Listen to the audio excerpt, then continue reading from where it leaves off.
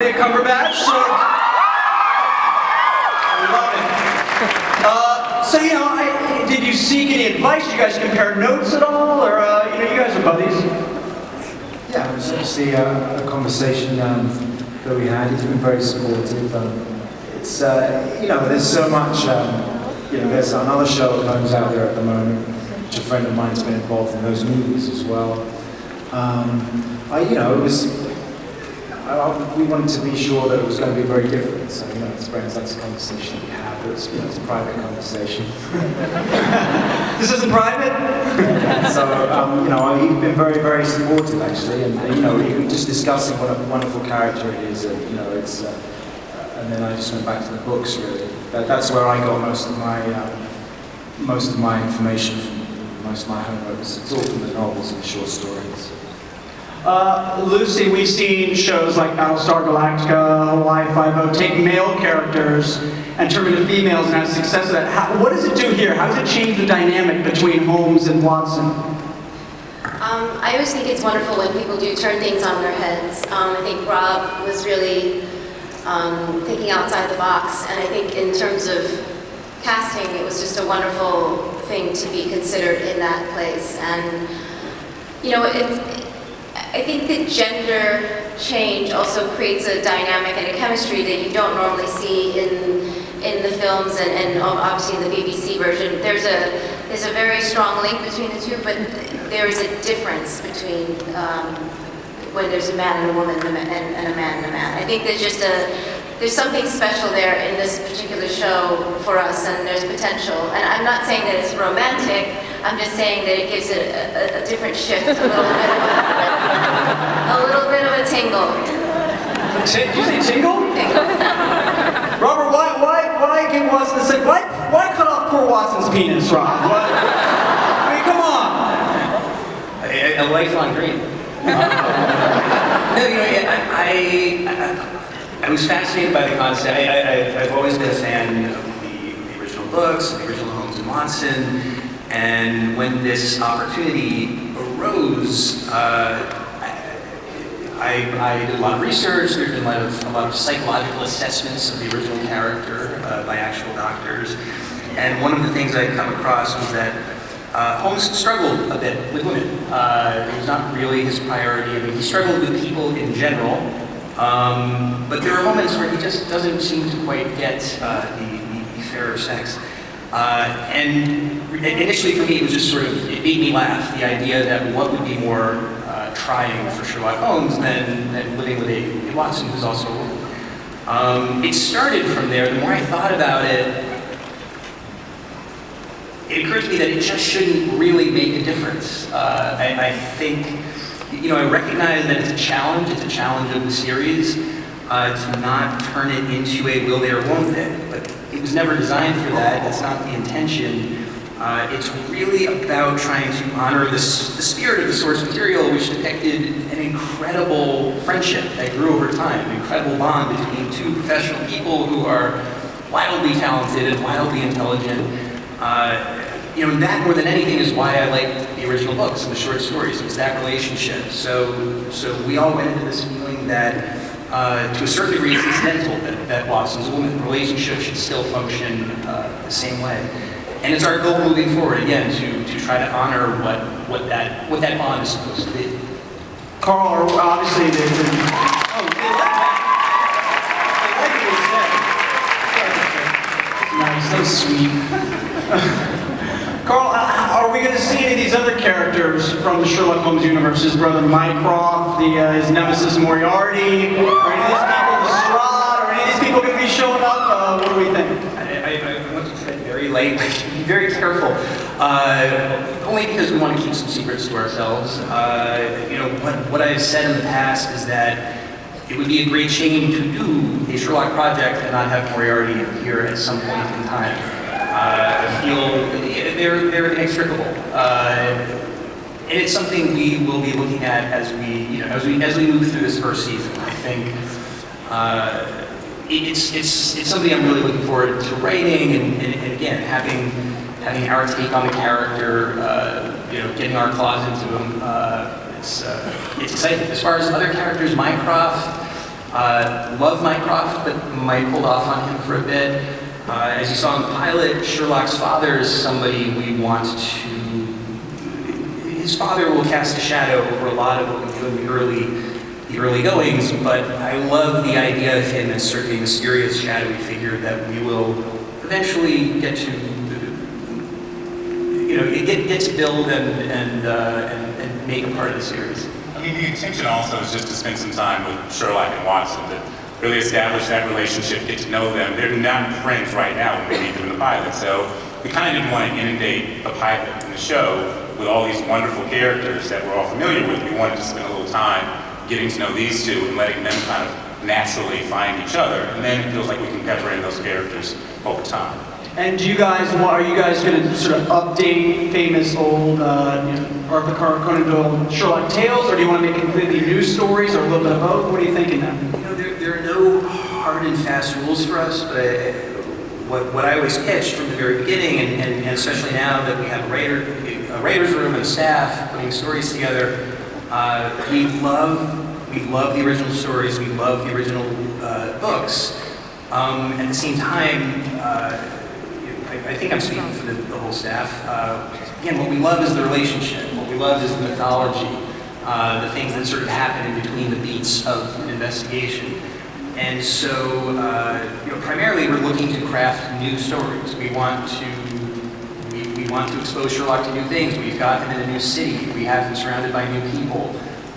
Yes, familiar names will pop up along the way, but moving forward, we'd like to contribute our own stories and material to the canon.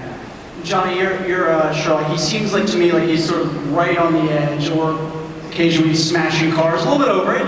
Just a little bit, but is this just the way he's wired? Is he just sort of, it struck me as, we spoke earlier, it struck me as like an impatience, that his brain's moving at a certain speed, and no one else is operating at that same speed, and he's very jittery, and maybe that's the rehab, I'm not sure, but what is his sort of MO there? Yeah, I feel that he struggles with the control of his emotions, and just struggling with control generally. That could be a trait with, addiction and stuff like that. So I found that a very interesting part of the character.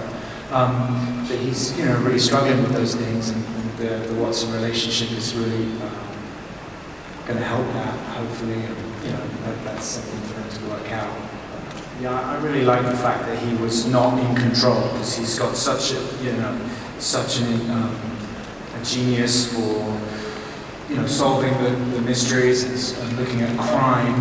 He really is not in complete control of himself, and I find that hopefully that might be relatable too for people.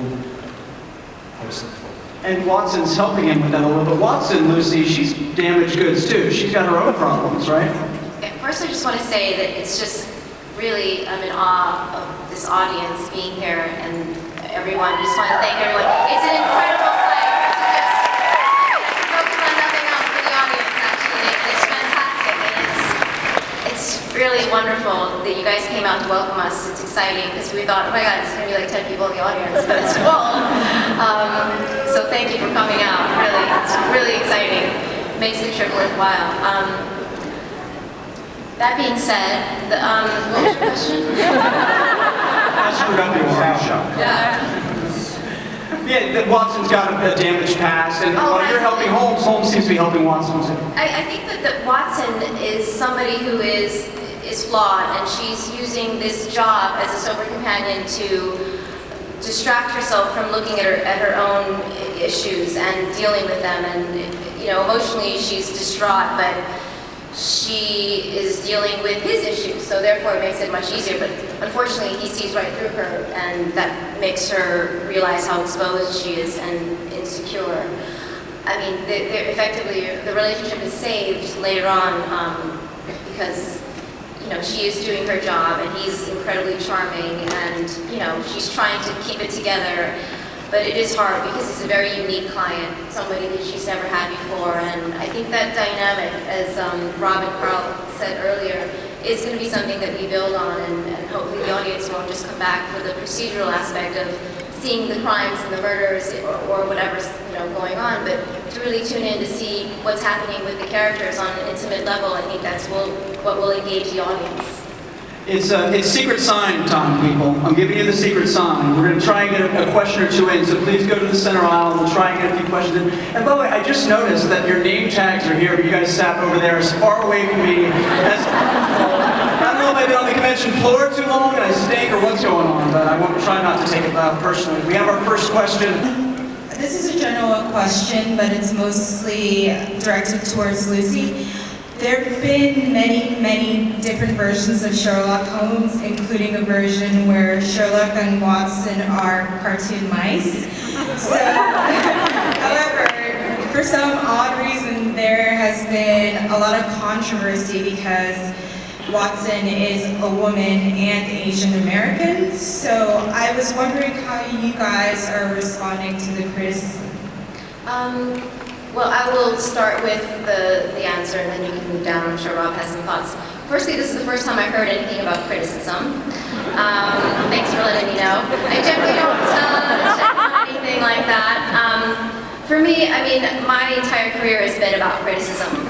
If I didn't try new things, I would be still, doing a Calgon ad. So you have to be a pioneer, and being a pioneer means you have to do things that are not scheduled and they're different and they're out of the box. And so when you do stuff, it's not always to please other people, it's to please yourself. And if you can find something, it's sort of, for me, the more individual you make something, the more universal it will be. So for me, if I make it special to myself,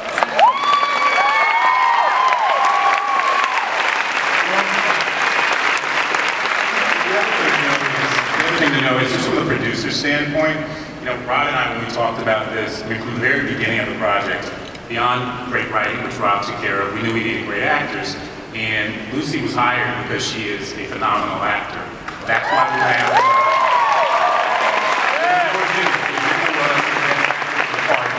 and that was Lucy Liu. So, haven't heard about the controversy, but we feel very lucky to have Lucy, and we feel lucky to have this, this pioneer. She is a pioneer. She's played many, many great roles, and we're hoping this will be her next one. All right, amen. We only have time for one more. If you didn't get your question in again, send it to #It'sElementary, and they will try to get answers out to you.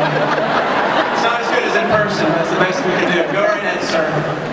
Johnny and Lucy, how difficult was it getting into character with all the expectations fans have of how Holmes and Watson have been portrayed so far?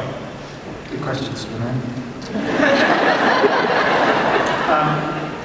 What the wonderful thing about this, well, in a way, the fact that there are so many, over the years have been so many interpretations, actually takes the pressure off a little bit in my mind. But you always go back to the source material that you have, which is the books. I mean, regardless of the fact that I think we had a wonderful script, which is just the starting point for any project from an actor's point of view. Is the script any good? It doesn't matter what it's about. You can have a great idea, but a bad script. And we love the script that we have, and the story that we have, and the way it's been approached. But then you go back to the original material and these wonderful books, and for me, it's just, you can go through all of that, a lot of reading material, and you can take what you want, what you feel hasn't been seen before. Obviously, stuff I've missed, but in my opinion, stuff that you discover new stuff and try and bring it to the audience. Disregard the older stuff and things that you can change and modernize, whether it be a sport that the original Holmes is into, we can change that and make it a new version of a different sport. Or the fact that they're always talking about guns in the book as well. That was new to me. And the fact that drugs are a part of that story as well in Arthur Conan Doyle's original books. Incredible stuff, but lots of room to maneuver there for us. So we're lucky because we have all of this stuff to read. I also think that pressure is a good thing. I think that there's that story about if you take a piece of coal and you put it on the table, it's just a piece of coal, and you put pressure on it, it becomes a diamond. So it's nice to have pressure. It gives you an opportunity. So we look forward to it, and there's always going to be different versions. And I think what Johnny said was so true is that in the other versions and in other shows and movies and things like that, they didn't highlight his drug problem or opium or cocaine, anything like that. It was sort of taboo, or it wasn't something they focused on. But this is something that Rob wanted to kind of highlight and bring out, and I think that starts the relationship. And I think CBS takes a really big risk by bringing in a recovering addict and a sober companion, because those are two things that don't really match with CBS, and they're kind of breaking out in the 10 o'clock slot, so we're kind of lucky to take that on.